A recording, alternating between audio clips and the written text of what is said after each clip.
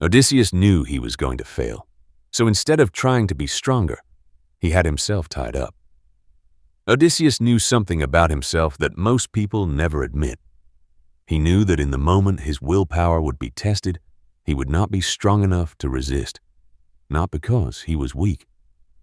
Because no one is strong enough in that exact moment to out-argue a temptation built specifically to unmake him. The Sirens did not offer him something crude. They offered him knowledge, memory, the sound of his own life sung back to him more beautifully than it had actually been lived. No ship had ever sailed past them and survived, because the pull was never really about the song. It was about who a person becomes the instant desire is standing directly in front of them, no longer a hypothetical, no longer something to be reasoned with from a safe distance. So Odysseus did not trust that version of himself to make the decision when it mattered.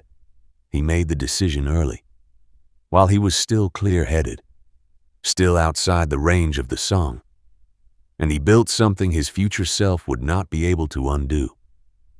He had his men bind him to the mast. He was sealed the ears of his crew, gave one order: no matter what I say, no matter how I plead, do not untie me until we are past this. This is what psychologists now call a commitment device, a decision made in advance that removes the decision from your hands. At the exact moment, your hand can no longer be trusted. Odysseus did not out-discipline the Sirens. He never even tried. He understood, with a clarity most people spend a lifetime avoiding, that the version of him standing at that mast when the song began would not be the same version of him who tied the knot. Most people fail at the things they are trying to change for this exact reason.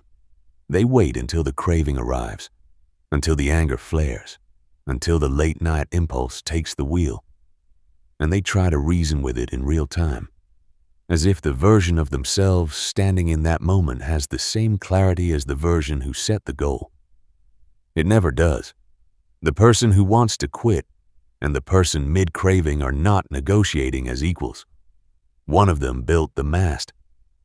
The other one is the storm. The people who actually change are rarely the ones with more willpower. They are the ones who stop trusting themselves in the moment of temptation and built the structure in advance instead. They deleted the app before the late-night scroll could start. They left their cart at home before the store could tempt them. They told a friend their plan out loud, so backing out would cost them something beyond their own quiet disappointment. They did not become stronger than the Sirens. They made sure the choice was already made before the song began. If there is a place in your life where you keep losing to a version of yourself that shows up only in the moment of temptation, stop trying to out-argue him. He is not there to be reasoned with. He is there because the song started. Build your mast now while you are still the version of you who can think clearly.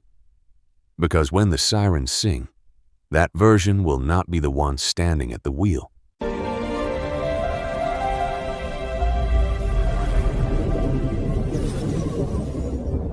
Subscribe to join the reflection and welcome to the channel.